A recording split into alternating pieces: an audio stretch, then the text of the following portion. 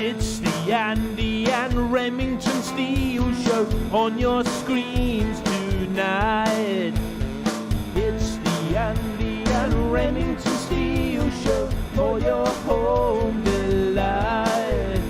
We're talking about Age of Sigmar and anything else that is cool.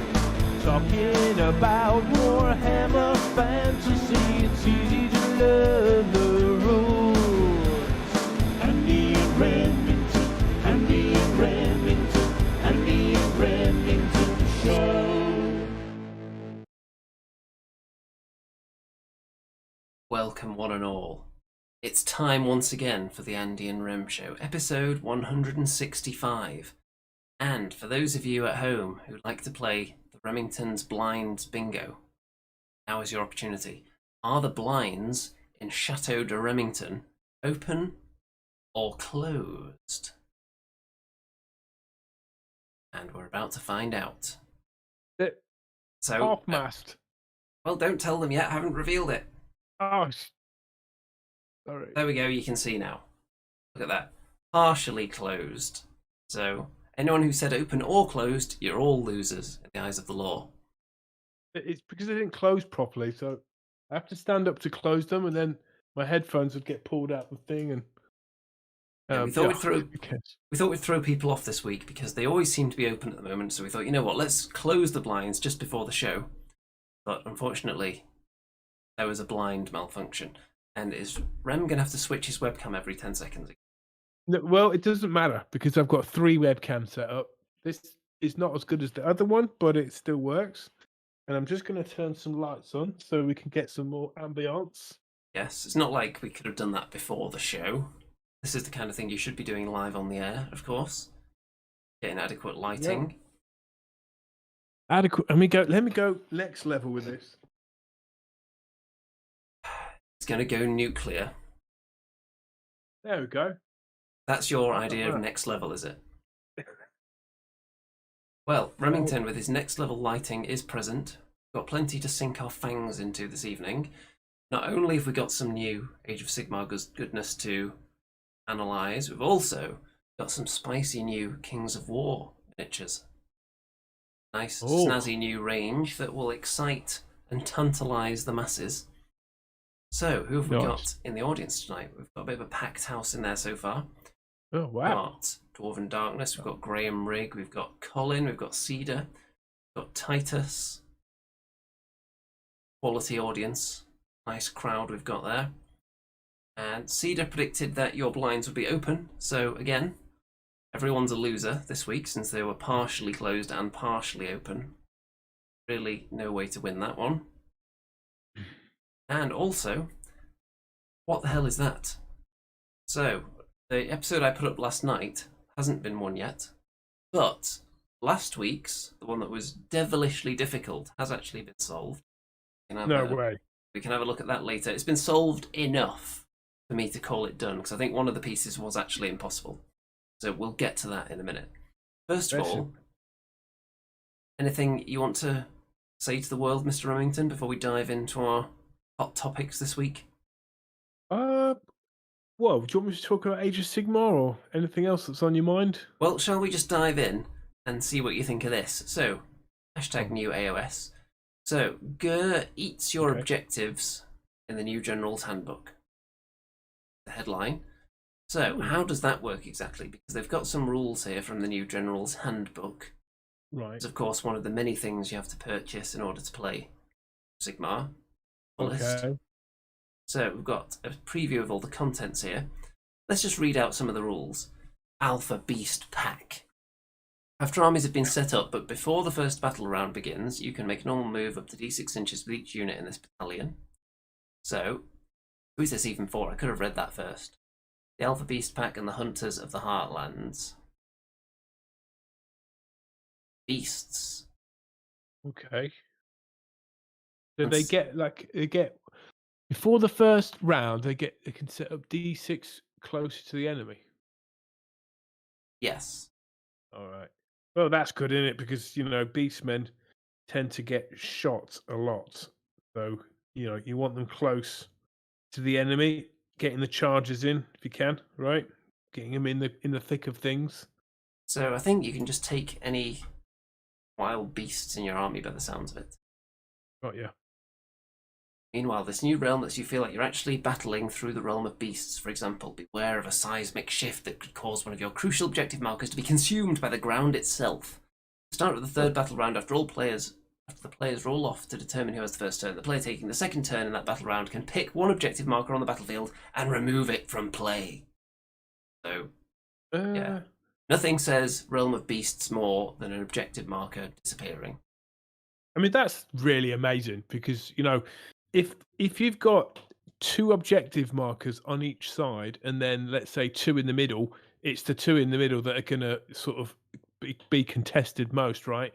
But if I say removed yours, Andy, it would mean you'd have to get that middle ground completely or swallow up one of mine as well to win. So it forces you to engage somewhere else. You can't just sit safe on an objective, can you? Yes, I do like the scenarios where it's kind of like whack-a-mole, where sometimes it's that objective you want to get, sometimes it's a different one, so it causes you to hop around and not put all your eggs in one basket. You have to spread your forces quite thinly around to cover all eventualities. Yeah. But I like that kind of thing where the scenario shifts and moves the goalposts in the middle of the game, so you have to actually rethink. Can't help thinking of Boris Johnson when you say whack-a-mole. That was his response to COVID last year, wasn't it? Oh, it's rather like whack-a-mole. Hopefully I don't see anything else tonight that makes you think any. So we've got a spell for the Realm of Beasts here, Metamorphosis. Metamorphosis is a spell that's a casting value of 5, range of 12 inches. If successfully cast, pick one friendly hero that is not a monster. Okay. Visible to the caster, that hero gains the monster keyword until your next hero phase. What? What? So you could have a little goblin, and As long the as it's a goblin- hero. right? And what would calling yourself a monster do for you? Well, You- gaining you the look- monster keyword means that you can roar and stomp their way across the battlefield, making use of the new edition's powerful monstrous rampages. So I think we had a look at some special monster rules, didn't we? Previous episode. So you can use those as your hero. Sounds like I don't fun. know about that. I mean, like, can you replace the model with a monster? And then It it'd be doesn't like mention that, but I'm sure you probably could if you've got one knocking about. It'd be like the old spell transformation of Kadon, wouldn't it? That was an old beast man. That was Law of the Wild spell. That was fun times. Yeah. So Raffle says, thank you for uploading that Dead Zone battle report. Colin seconds that sentiment. Yes, there will be more Dead Zone content channel of other games in battle report form now that humans can mingle a bit more freely, and ever more so. You've had an actual face-to-face game. That is correct. How did you get on? It was, I won't spoil the result actually because I might not have watched it yet, but Right. It was devilishly close. Who was fighting? Was it you? Was it the vermin and something else? I was the plague, and I was taking on the deer men, and it was played at Reaper Room, which is a tiny little gaming room, pretty much. Well, it's not that tiny. There's only a few tables in there, attached to the Reaper Miniatures warehouse, Nottingham. Oh wow! So Reaper Miniatures is based in Nottingham, is it? They have a warehouse here. They're based somewhere in the US. I didn't. When I first got back into Warhammer, I sort of looked at the vast catalogue of Reaper Miniatures, and it's just like flipping amazing. You know, if you want to look at like different halflings or different elves or whatever, there's like hundreds of them, weren't they? Yes. Amazing. So if you want to check out any Reaper Miniatures and you're around Nottingham, that is the place to be. And while I was there, I picked myself up an owl bear. Ah. So okay, yeah. Reaper bones as well, so very, very cheap. Very inexpensive range, the old Reaper bones. And the reason I wanted an owl bear, how familiar are you with Dragon Strike? Game? Not very familiar. Well, with the VHS that comes with it, there was an owl bear featured in the video. that was not present in the game. There's no miniature for it, and I always thought that was a disgrace. So I thought this guy would fit in nicely. My copy of Dragon Strike. Oh yeah. Is an owl bear a good creature or a baddie? I assume they're not entirely good because they're usually monsters that you fight. Right. But the one in Dragon Strike's a bit dim. Video. It's easily outwitted. Although by outwitting it, for anyone that's not seen the video, should be looking up the 30-minute Dragon Strike VHS. You can find it on YouTube if you haven't got a copy of it and a VHS player. But essentially, the owlbear is bamboozled just because he mishears somebody. Like, they're trying to trick him, but he doesn't even hear what the trick is before he gets killed. So it doesn't quite work the way they intended. It's quite funny. So keep your eye out for that if you're going to watch that. Do you feel like you're outwitted by me when we're on the battlefield together, Andy, frequently? I feel like you may accidentally outwit a few people on the battlefield now and then. I would look at it like this. Since we're in the midst of a football tournament, at some point there could be some penalty shootouts. Imagine you're a goalkeeper and you're preparing to face a penalty from one of the world's elite strikers. You know that this ball is going to go right into one of the corners. So you get ready and you just leap as far as you can. And you might actually save it if you go the right way. But... What? Me being the goalie then and you being the world-class striker? Let's go with that. But if you're facing a penalty from a total chump who doesn't know what they're doing, you might be thinking, oh, this is going to be really good, and dive for the corner, but they totally just fall over, and then their knee just rolls the ball into the middle of the net, and you've jumped out the way of it. I look at it that way. So my strategies are formulated around defeating the best, and then occasionally a Remington comes along and just thrusts something across the battlefield that no one would expect, so it can catch you off guard. I got you. Well, look, Colin Mack. Hey, Colin. Colin says Reaper are in Texas, based in the US. There you go. They're there. So their Nottingham warehouse is a sight to behold. They have... Is it a shop then? It's a shop and a warehouse and it's like a tiny little shop. Was it busy? Just attached to it. There was one other game going on in there at the time. There was only a few tables. It's not a big venue or anything. Just a nice, quiet little place, which is probably good. You don't want a big crowded room at the moment, do you? In these turbulent pandemic times. I guess not. Have we got anything else on this article to dive into regarding the General's Handbook? I don't think so. So it wasn't too much spice there. But what have you made of all the new Dominion coverage that's been popping up from the various channels? I'm sure you've watched some of the unboxings. I haven't, I haven't. I was hoping you could get me up to scratch with things, Well, tireless research is not Remington's forte. Usually it's a bunch of people complaining, isn't it? Or well, the people that get sent it for free don't usually complain. No. So I did go into the model shop on Sunday. I did go in there, and they said they don't have any copies of Dominion for another 2 weeks. And what I did do would be interested in, Andy, is I did buy a model. Did you? What is that model? Oh, you bought the very long dress, pointy-haired vampire lady.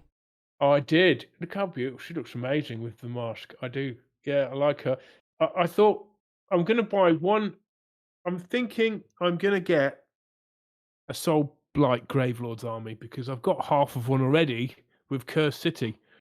And I've just put together the skeletons and they look so good that I might get some skeletons and zombies and, the lady on the wolf and all that. And I thought, okay, well, I'm in the shop. I'm going to buy one pack and I'm not going to buy units. I've already got tons of models to paint. So I'm just going to buy one model.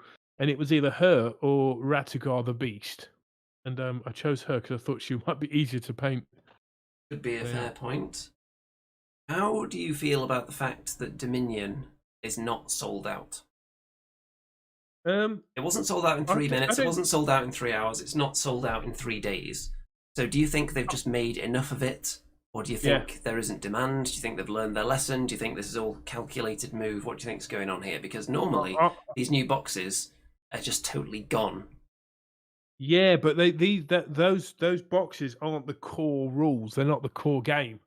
You know, they never sold out of Soul Wars, did they? They never sold out of the first Age of Sigmar But box they set. did sell So out of Cursed City. They did yeah, sell but out of that's the. the side hustle. They sold Side out of hustle. Indomitus, I think it was called, wasn't it? The 40k box. And then they released an inferior version later on, but they sold out of the big mega box, which is what Dominion is.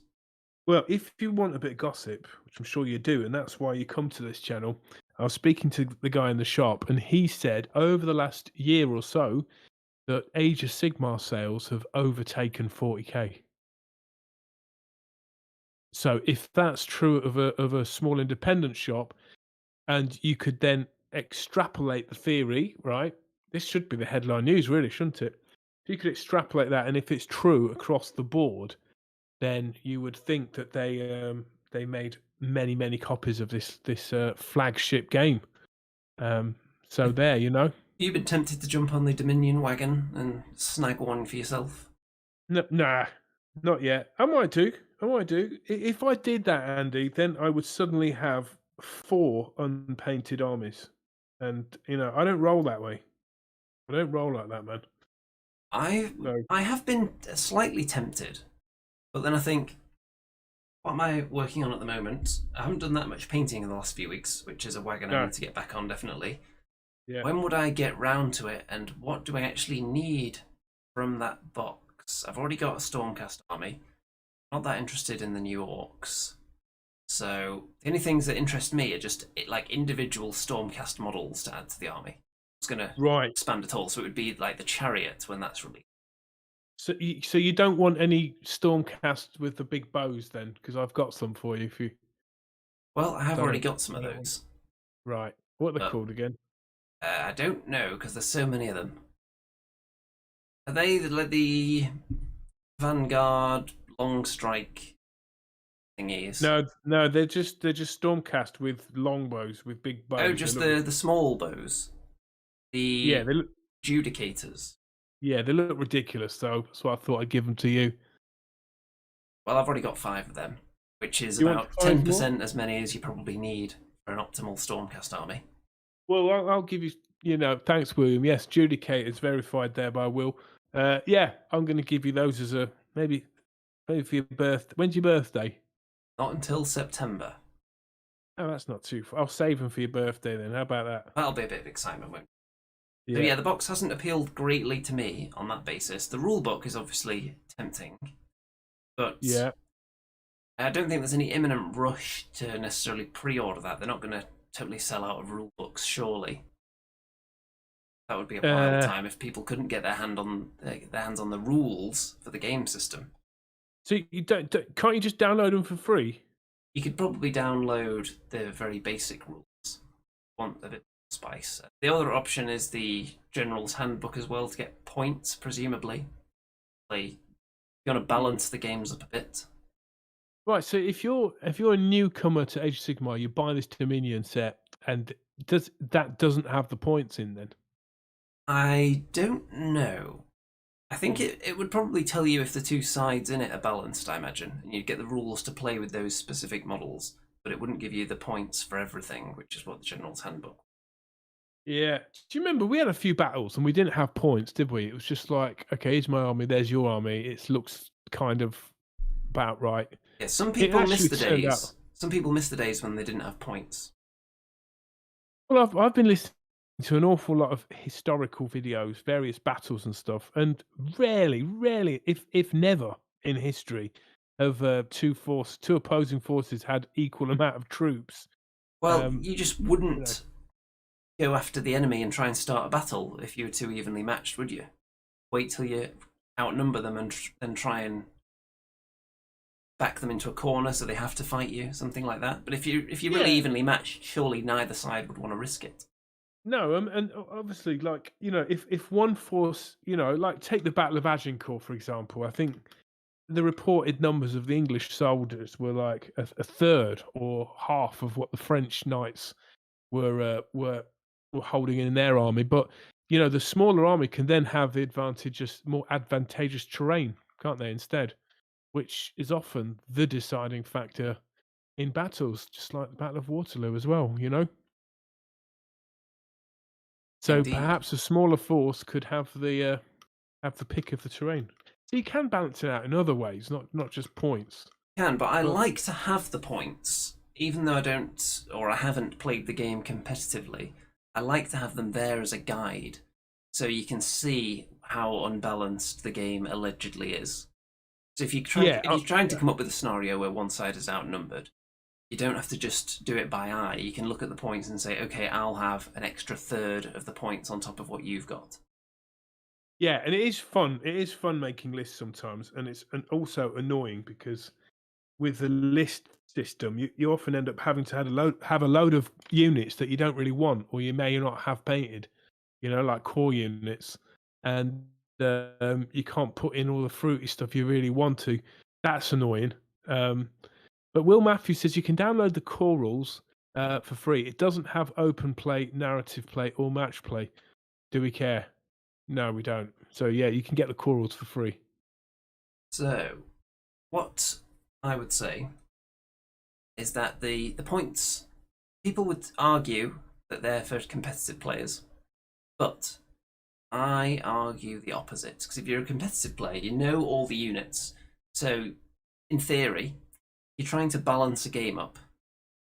If you're an expert, you know what are two evenly matched armies just by looking at them, don't you?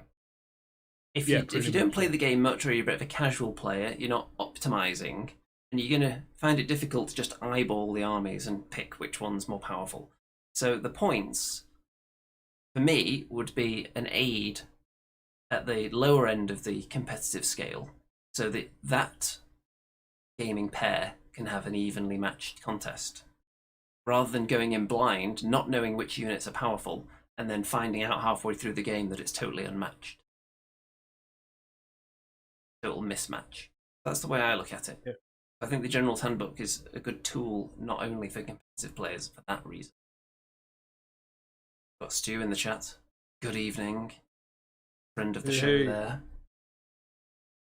Right, shall we look at some more spice? Okay, so this is the meme of the week. I am leg. From the new box. The new Dominion box has a Stormcast who is a leg with a head on it, which bore an uncanny resemblance to this slightly modified film poster.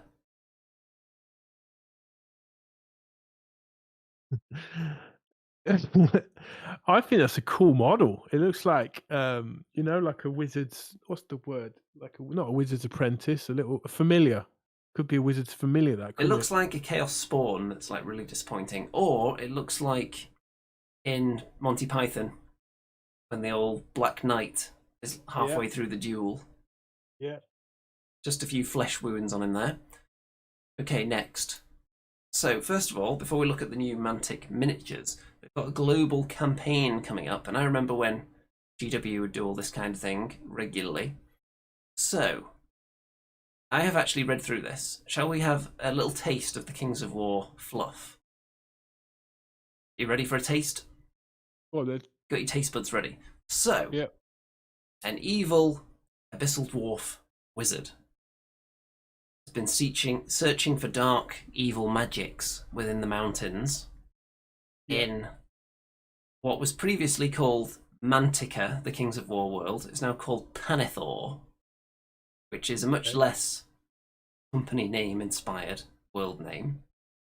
Okay. And the abyssal dwarves have just chased all the other dwarves out. They found this magic and unleashed it, but it was too powerful and it's like split the world into pieces. Oh dear. And now there are all these various planes that you can interact on, and it's all very wild and crazy. But it's all within the world still.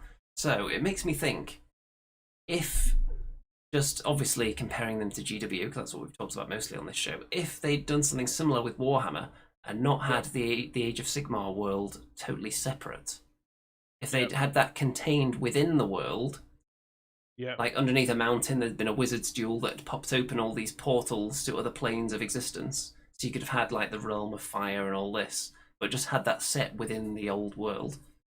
It seems like that's kind of what Mantic have got going on here. And there's going to be a big campaign fighting over this great source of power. I got you. Well, I hope the Chaos Dwarves win. You know, the Everyone loves Abyssal Abyssal Dwarves mainly because I play them. I think I've been responsible for about 80% of their sales by video content. They were the first Mantic models I bought, the Abyssal Dwarves. Yeah. Oh, the old classic Abyssal Dwarves. I've got some of those in my army as well. The newer ones are very nice. Very spicy. Because the very first ones had like basically generic dwarf bodies, didn't they? And then they had the metal Abyssal Dwarf heads. Yes, I've got some of those in my army like that, with the big, ridiculous hats, which is what you want in Evil Dwarves, really. Evil Dwarves are always known for their very tall, crazy, wild, snazzy fashion sense. Yep. Shall we look at some new models from Mantic then? Go on. We've got Salamanders. I know that the picture you showed on the front thing looked pretty cool, man. Yes, so first of all, I believe this is the Mega Army, which is either available, I don't think it's available now, but I'm sure it'll be available soon if it's not. But how long have Mantic been doing sort of, let's call them lizard men, right? How long have they been? Well, the rules for Salamanders popped up around the time that there were lots of Warhammer Fantasy refugees, if you will, heading over into Kings of War. So they had rules that people could use for those ranges, so you had like your Ratkin. But they've started to release models, and there have been a few Salamander models available for a while, but it looks like there's kind of fully fleshed out range now. So there's a bit of a taste of the Mega Army, and it looks like a bit of a smaller army deal there, but with some different things in it, and then we've got some close-ups of the individual models as well. So this is the Rhinosaur Cavalry. Nice. Wow. Very nice, big lizard dino cavalry there. Yeah. It reminds me, have you seen Godzilla's little mate, who looks a bit like a big dinosaur dog? Godzuki? No. Yeah. Anguirus. No, I've not. Well, it reminds me of that. I imagine they'd have really good armor, right? Plate armor. Good saving throw.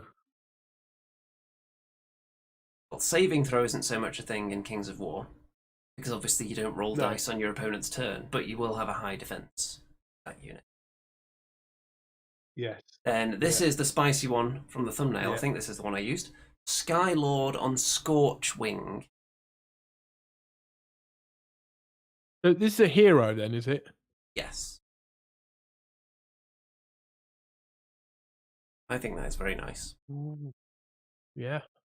I like it. It's a big, lizardy, stony sort of bird. It's on fire. It's got a lizard riding on the back of it with his like needle-like teeth there.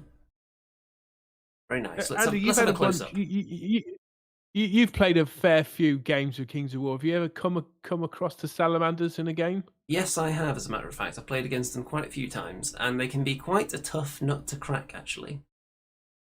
So most of the armies that I've played against with Salamanders mainly would have been using their old Lizardmen armies. But going forward, pretty sure we'll see a lot of these on the table because they are very, very, very spicy. Are they sort of a slow and steadfast army? A lot of their troops are pretty much your big blocks of your big tough lizards, and they've also got some annoying flying creatures and some big dino monsters as well. Have they got something like skinks with little blowpipes? They do have similar type units that have a similar role. Scorchwings there. No one riding on this time.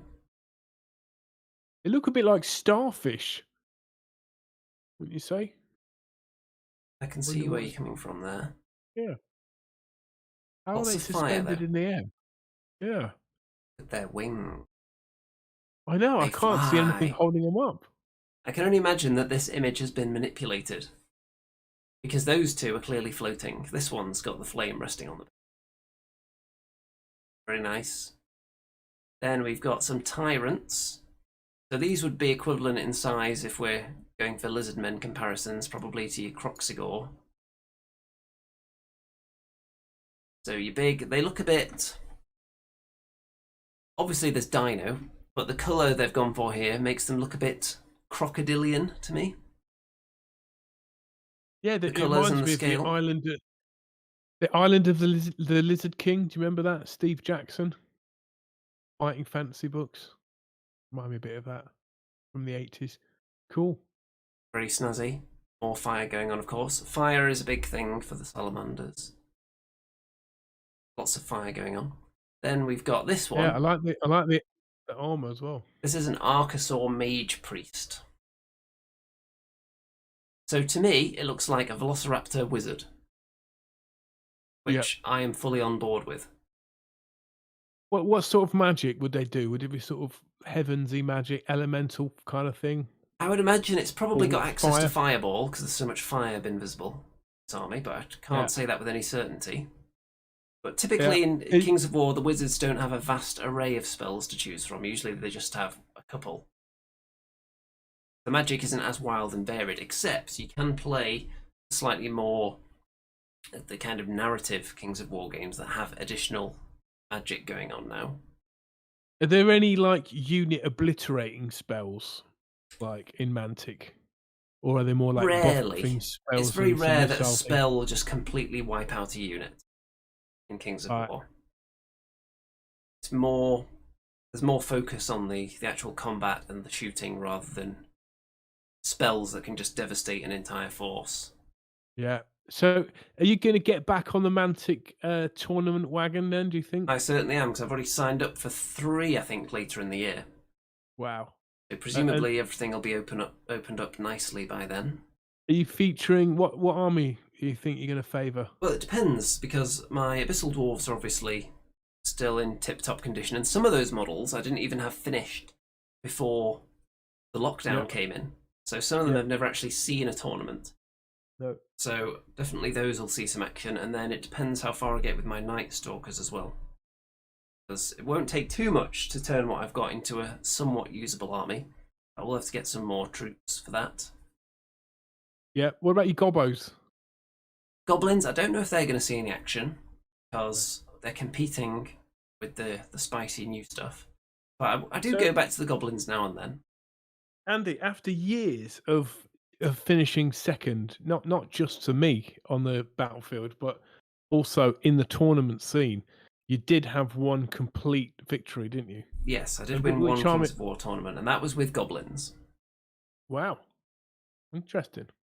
Yes, and I think I've won trophies with all my Kings of War armies. Anything that I've taken within the last few years, I've got at least one trophy with. That would be the Undead Halflings, Goblins, and the Abyssal Dwarf.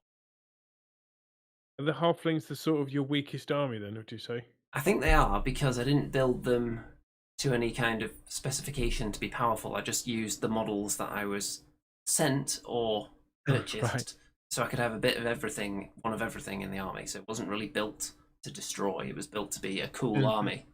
Yeah. Now, if I may, this Mage Priest here makes me think of the fact that the other day I watched a rather excellent film, on Bad Film Night in this house, called The Velocipastor. Where did you find these films, Andy? The Velocipastor.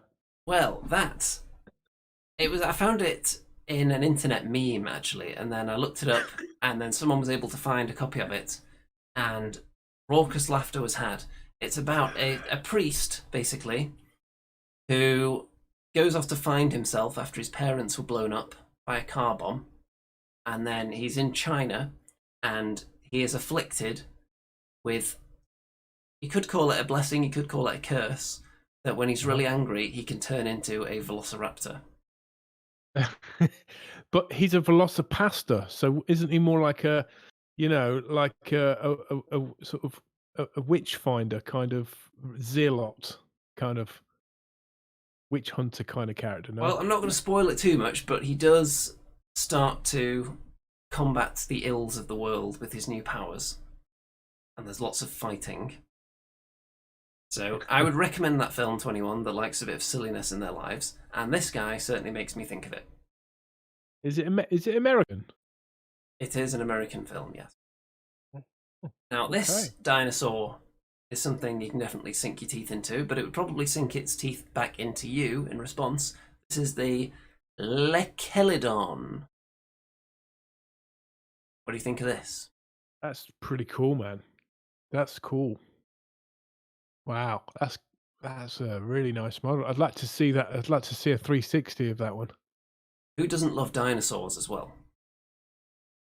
You know, it's the one army, Andy, I've never had. Lizardmen, Seraphon, whatever you want to call them.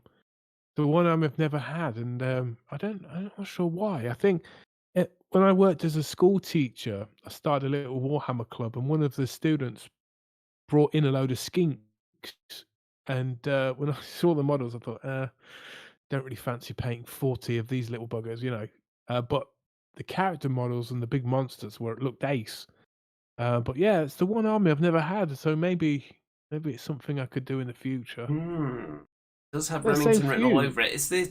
I haven't done a lizard army. I did paint one lizard actually, but that was specifically for a tournament. It was just one individual lizard model. I think I did it like pink and green.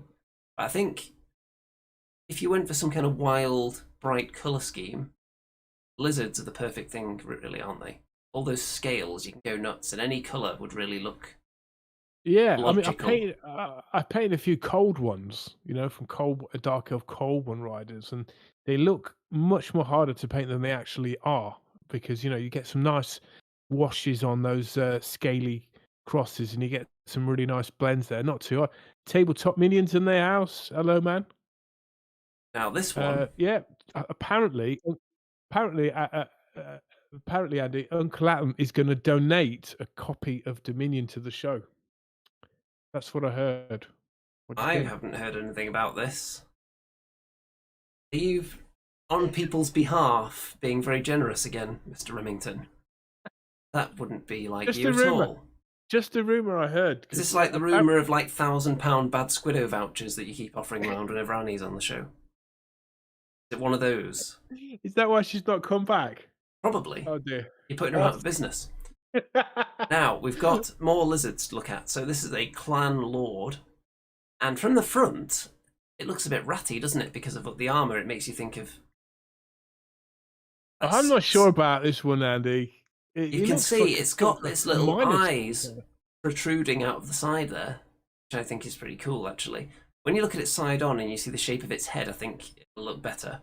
At the moment, you just have to use your imagination a bit because it's a bit flat from this angle. But from the side, I think it'll be quite long, like crocodile-like mouth, I imagine. I gotta be honest, Andy. I'm not a fan of this one. It looks like a sort of a lizard man mummy.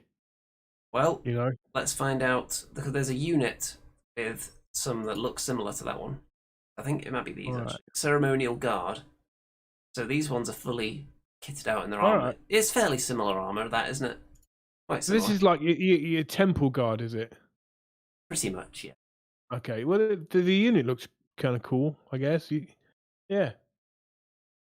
They look a bit Pretty- mummy-ish. Do you know what I mean? They look a bit like tomb guardy. See what you're saying. They do look cool, though. Then, not quite lizardy, but fiery. Fire elementals. Can't go wrong with a bit of a fire elemental, can you? You know what? They could work in a Nighthaunt army, no problem, right? Just with the color scheme, they could be kind of spirit hosts, right? Or kind of weird banshees. No worries. They look cool. Is there like a slan type model in the Mantic range? Is there like a big fat toad? I don't know if there's a big fat toad. Not yet. Well, there might be in the lore. I don't think there's anything that directly like imitates the role that a slan would play. Like something just big, fat toad sitting on a throne being carried around or floating. I'm not sure there's anything that matches up to that. I mean, Andy, I do miss the palanquin, being lifted by four to six lobotomized human slaves. It's probably not PC to do that anymore, is it? But I did like that back in the day. Back in the day, and then of course he was carried by Temple Guard during... I think that was my favourite era of the slan. when he had the 4 temple guard carrying him. Yeah. And then Yeah. and that was when he was all metal back then, of Yeah. course, which made him a nightmare because of all the pieces he was in. Yeah. And you could stick him in your unit of temple guard. Those were the days. And then there was the new model. Was that one in metal as well? Or was that fine cast, the next one along? I don't know. And Could have been fine cast. when he started Yeah, I'm floating, gonna what say did he come out in first? Which material when he became a floater? I don't know. I don't know. I mean, then the new slan's phenomenal though. New one That obviously is just wow. a feat of engineering in itself. I mean, it just came out of nowhere, didn't it? I haven't heard much people talking about it really, but it's like amazing. Plenty of sizzle, plenty of spice. So I think you can agree these salamanders be tasty. Dinosaurs, something that Mr. Remington could be encouraged to sample in his quest into Kings of War in the future. Hint, hint, hint. What we're looking at, because we always like to talk, for the budget investor, what could you expect to pay for a good sized salamander force? Well, you definitely wouldn't be paying £125 for one model, I can tell you that. Right. So you could, for £100, could you buy one of these starter box sets? Well, let's see. So that I'm going to look on the Mantic shop now and tell you how much a mega army typically is. Go on. Here we go. And having a look. So, a mega army, they seem to be around £80 to £90.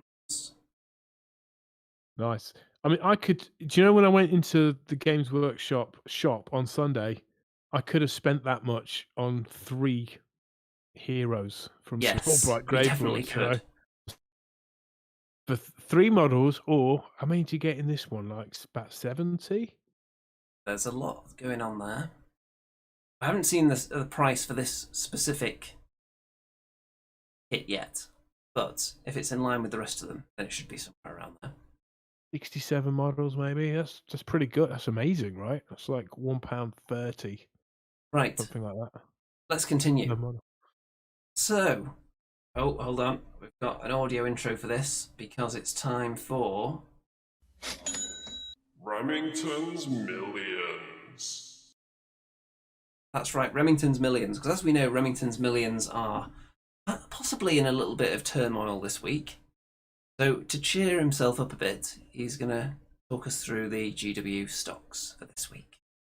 Well, it's the motion of the ocean, but it is trending up, you'd have to say, generally speaking. We did reach an all-time high last Monday of £120 per Games Workshop share. And you weren't prepared to do the all-time high song? On an all-time high. No, no, no, no, no, no, no.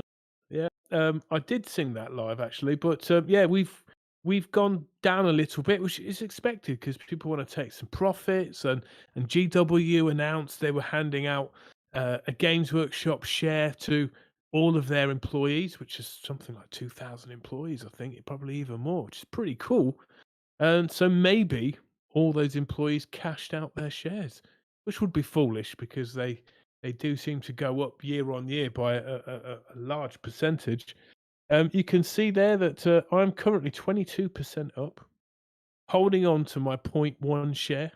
Yeah, you're playing with big money here, though, aren't you? Look at that, £11.17.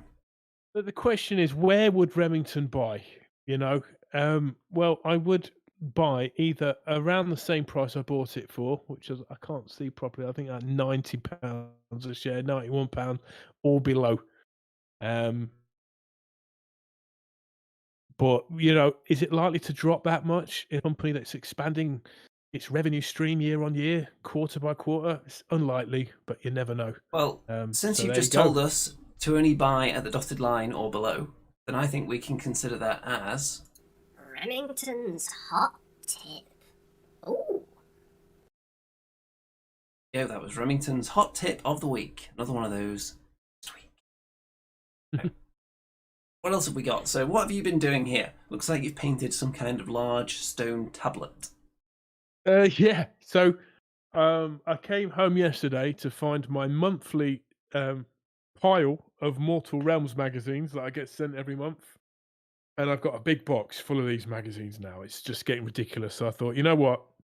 It's time I assembled and got back on the horse. So it took me all of 5 minutes to paint that. How about that? You know, Andy? I'd And never have guessed. you know, while we've been on the show, I've actually painted another one. So how about What? that? Yeah.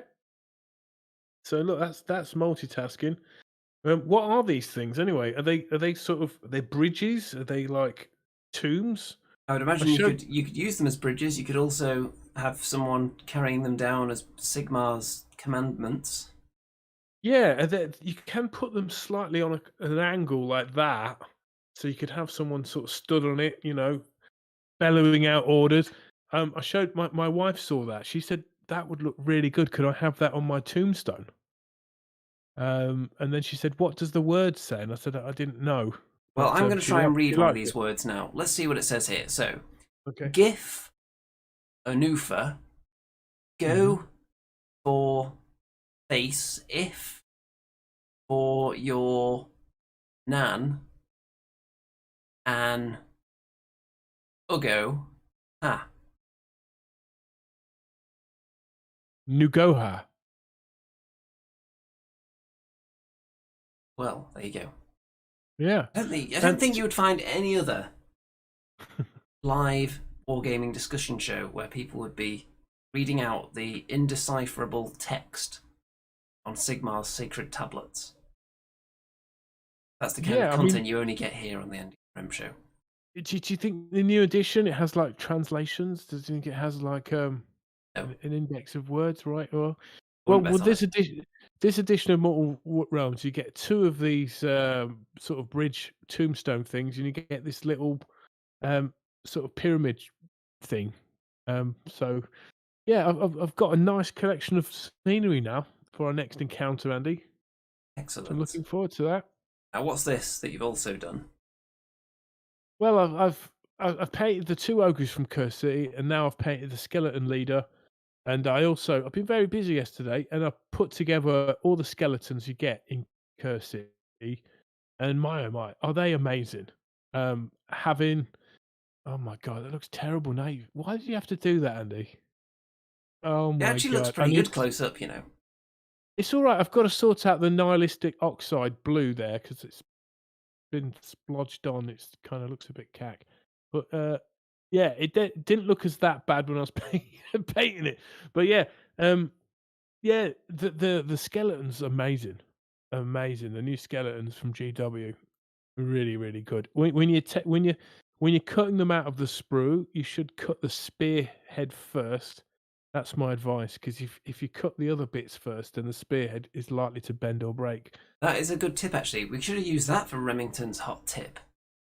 We Well, should that's a have, pretty yeah. good I'm tip. looking. That's something I would recommend as well. Anytime you've got a fragile little piece on a sprue, make sure you're very careful and potentially clip that first. Because when you clip off a big bit, the whole miniature is going to like shift. That tiny fragile little piece just snaps right off. Very impressed with them, and you know, if I can get them painted, I would be tempted to buy the new skeleton box set and the zombies, but not the wolves, not the dire wolves. Not really a fan, to be fair. But all the other models I love. So there we go. What are these then? Well, these are the trolls that I've assembled from Troll Soup. Nice, nice. Yeah, so they're pretty straightforward to assemble. Not too much cleaning up to do on them, actually. Very nice, good quality, from what I can tell so far. Very nice indeed. There were some head options as well, so obviously those are the ones I went with there. And very nice all round. Very tasty. Looking forward to painting those. What can you use them for, Andy? Can you use them for your Well, I Mantic zombie could. army? If I wanted to put them in one of my Kings of War armies, I could. But I'm also tempted just to paint them up in the old school style, just on their individual green bases. Are you going to go for a blue stone troll? I'm tempted, you know. I'm thinking about my options, but I might do either that, or I might just do something totally wild and new and experimental with. See how that looks on the troll. We shall see. Okay, we've got one more thing to look at here.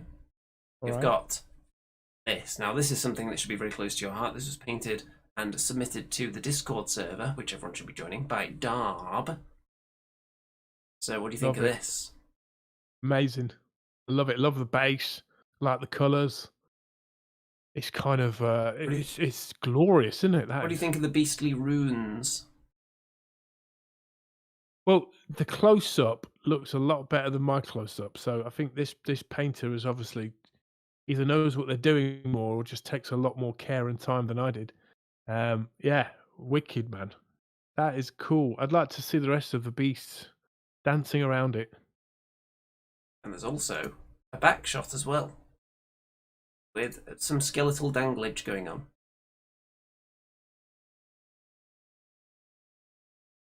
Very impressive indeed. It's a really cool miniature. I mean, damn it.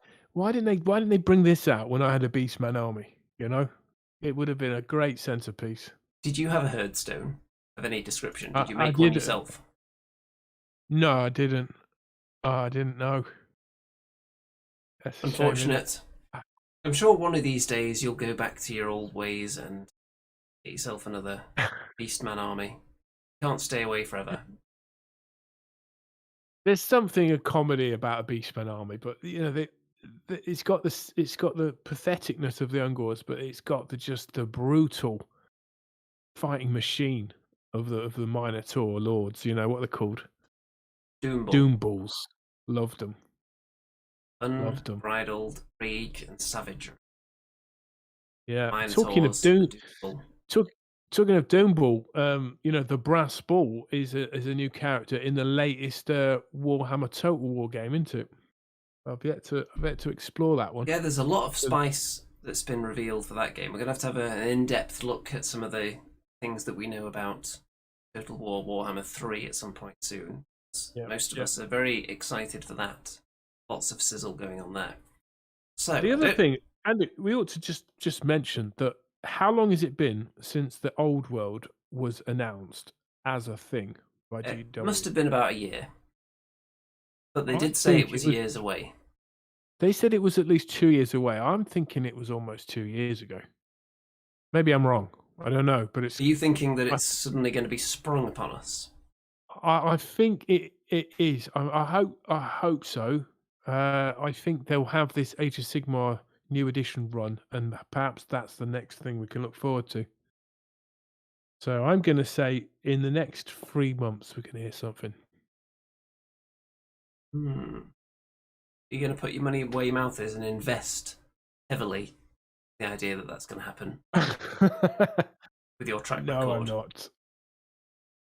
I've got a pretty good track record, Andy, as we shared in a private with a private picture I sent you. Didn't you put your entire life savings into Bitcoin and now it's slumped?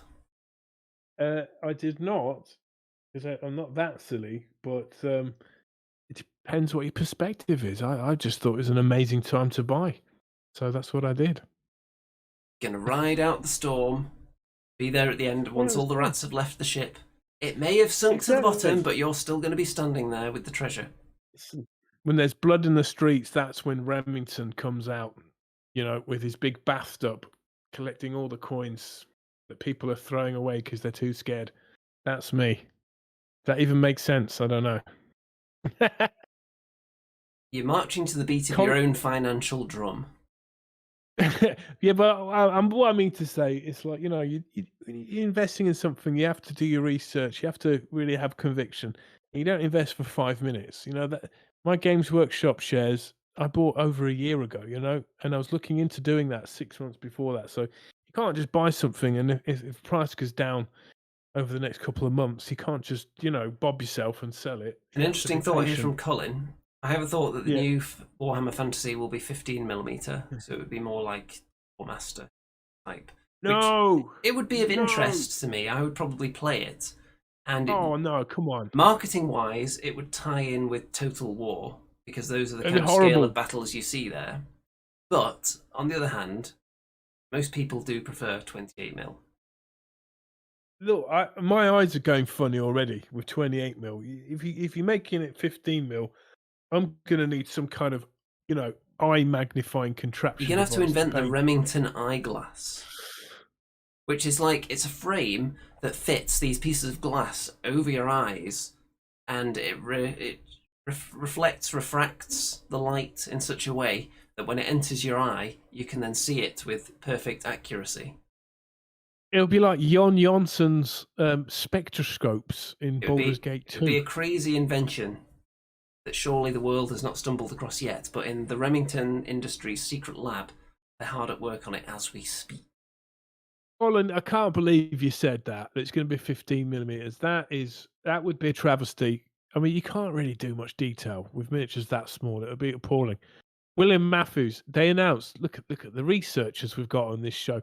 Will is obviously a member of the Remington $1 Million Club, top researcher there. They've announced that Old World was the 15th of November 2019. So it's almost 2 years, isn't it? We're only like, what? How many months away? 4 months away? 5 months away? So I wasn't too bad with my prediction, was I? 3 to 6 months away. So yeah, there you go. Thanks, Will. So, I'm going to show you something now. I believe this is the right one. So, this is... What the hell is that? And let's just change it so you can see that better. They're just so hard, Andy. They're so hard. Move it into another spot here. Yeah, do that. It's a bit tricky to tell what that is at the minute. Yes, I've got a high-tech solution so that you can see it in perfect clarity. But it's also not working right now. Let's try that. There we go. Okay, so you might think that's impossible. This was intended to be the slayer of the people that pop in there within seconds of what the hell is that video going up and just guessing it instantly. So I will tell you what conclusion was finally reached for this one and tell you which ones were correct. So the original guesses were not correct. Raphael had a few goes. William said only one I knew was the War Chanter. So impressive if that's one of them, which it is in fact. So Raphael got, I believe, got 3 of them correct. But wouldn't you know it, I've actually lost the image that confirms whether this is correct or not. I accidentally saved this week's one over it. So I can confirm that it is War Chanter's hand under there. Very impressive. How long would it have taken you to get that one? Well, I would have guessed it was an orc for sure, right? And I might have even got as far as saying it's a savage orc. But it's not, is it? It's no, I wouldn't have got it. I wouldn't have got it. There is Vargulf wing. Okay, yeah. Which piece do you think that is? The head bit. It's the one directly above the hand. Oh. Now, the one nobody got is the little black thing in the bottom right. Nobody got that. That is actually from Stardrake. Nobody got that piece. What's the, that's so, Andy, that's so odd. What's the thing on the left that looks like a plank of wood? That's from the Vargulf. It's an obscure piece of the Vargulf. And then the bit of hair, obviously from a Stormcast, and Raphael correctly guessed that it's from the Concussor, or you can give any of the different variants on the Dracoths that particular hair. So any of those would have done. Andy, I think you've been doing what's the hell is that so long. You've gone down the rabbit hole into the rabbit hole of your mind. And rabbit hole making it too difficult. It's too difficult. I think the audience members should maybe put together some what the hell is that for us to decipher. What do you think? So if anyone in the audience wants to get in the Discord, the Andy and Remington Show Discord. Actually, if you're on there, so people don't guess them before the next show, anyone who wants to submit a what the hell is that, you can find me or the Remster on Discord in the server. You private message us and send us your what the hell is that, and then we will use them on next week's show. How's that? That sounds good, Andy. What's more is the 16/17 people watching the show now, which is phenomenal. But what's even more phenomenal is that 12 of those have liked the video, which is amazing for the YouTube algorithm. That's like, I mean, I watch a lot of YouTube. That's like 70%, isn't it, of people that watch the show like it. And we don't seem to get any thumbs down anymore, Andy. So something good has been happening. Now, I You can know? tell you, unfortunately, we may risk thumbs down because we're not going to have time to do Forest of Rem this week because we're eating into the football already. There's going to That's be, right. now that I've mentioned it, people are going to be swarming out of here to watch the England match. Yeah. So, let's end on the second most popular segment after Forest of Rem.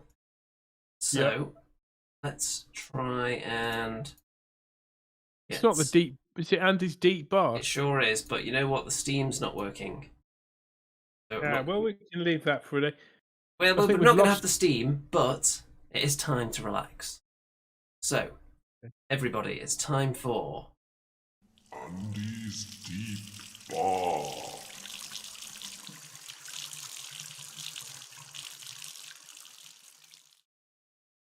Everybody, state of deep relaxation shall be entered by you. Sit back.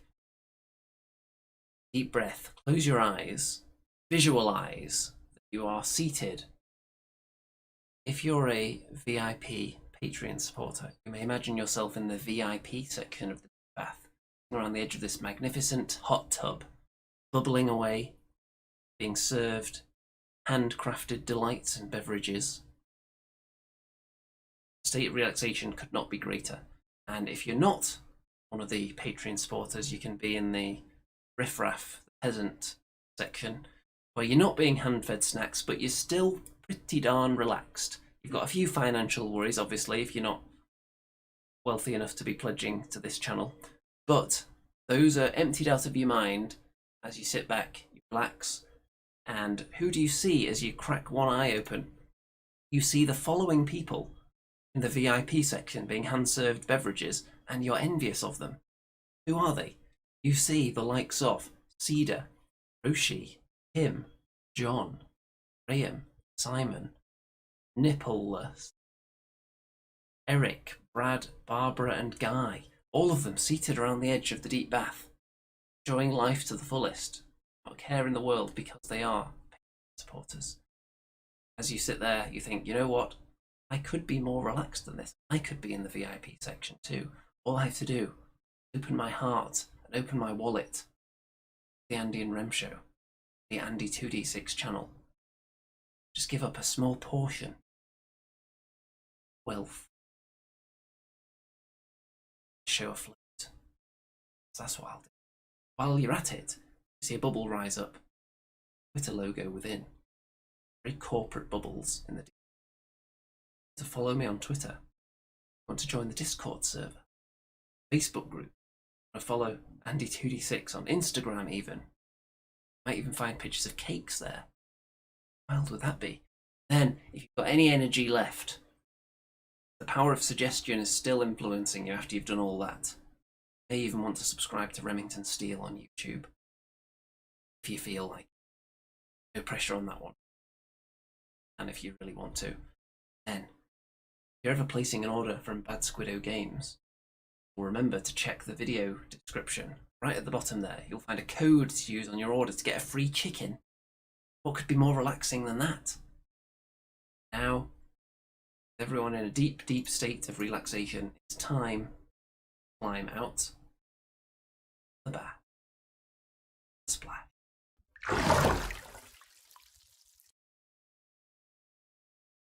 Everyone is deeply relaxed and feeling financially free, generous, I think.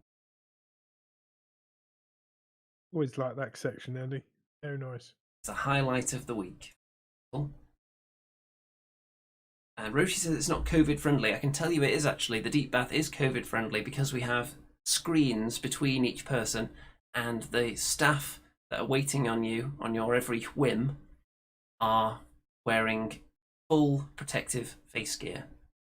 So you're perfectly safe in the deep bath. And there is also a filter system that's specially designed to target COVID particles and to remove them from the water. That's a thing. Especially if you pledge to this channel, because that way we'd be able to afford such luxuries, keep them well maintained, so that they don't malfunction and cause a pandemic outbreak within the deep bath, which would make it not at all relaxing, thus defeating the objective. We don't want that. So, give generously. Right, well, it's time to watch England and Scotland play Sure is. in what could be their Scotland's final game of the tournament. Will Or be. it could be England's final game before the next round, where they'll probably get beaten. But there you go. My prediction is that England will probably beat a good team in the next round and then go out to some mediocre team the following round. That's what I think. I think England will have one big moment and then Yes, they'll lift the whole disappoint. country. They'll lift the whole country, won't they? And they'll suddenly be heroes without having won anything. Yes. And then we'll go out in the next round. Yeah, I can see that narrative playing out. I like it. Yes, William, I can confirm that the Patreon money does go to the amazing water filtration system. Much of it does, yes. The rest of it is going to go to repairing Remington's blinds, I think, so that you can actually close them all the way. Otherwise, the Remington blinds bingo is going to be a bit of a one-sided affair for people that vote open every week. I don't think, Cedar Kurakan, you've got a good impression of the wonder that is Remington Industries. No, it was phenomenal. It was not designed by Remington Industries. It was only designed by reputable companies. Remington Industries may be known for a lot of things, but they're not known for the reliability and the innovation of their products. That's FUD spread by Andy and his minions. That's fear, uncertainty, and doubt. Remington Industries, we've been on the bit of a quiet recently, but we will come back. Some wonderful new inventions and innovative solutions for your wargaming needs. Well, there's your thumbnail. We'll let everyone go and watch the football in peace for anyone that's into that sort of thing. And we'll see you next week when the Forest of Rem is almost certain to be back. We'll find out whether Remington can find that realm gate. He is surrounded by, I believe he was surrounded by a load of little creatures last time. Crash landed his wyvern. So we'll pick that up next week. Don't forget to like the video as well. Check all the links. And I'd like to say goodbye to the audience, Mr. Remington. Goodbye to the audience and good luck, Scotland. You'll need it. So all that remains to be said now is good night out there. Whatever you are.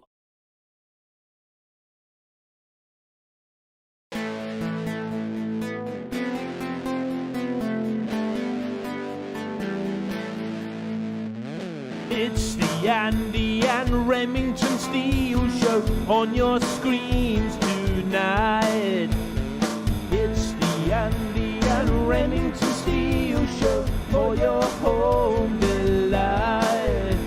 We're talking about Age of Sigmar and anything else that is cool.